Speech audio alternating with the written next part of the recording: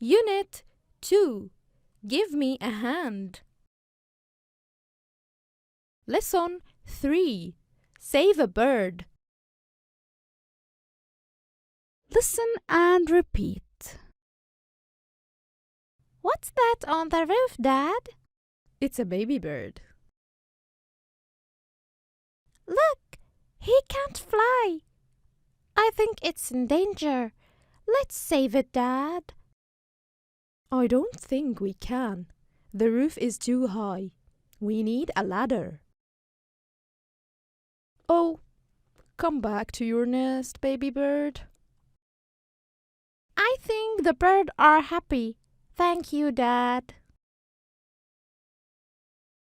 Let's learn. I think it's a baby bird. I don't think you can climb the tree.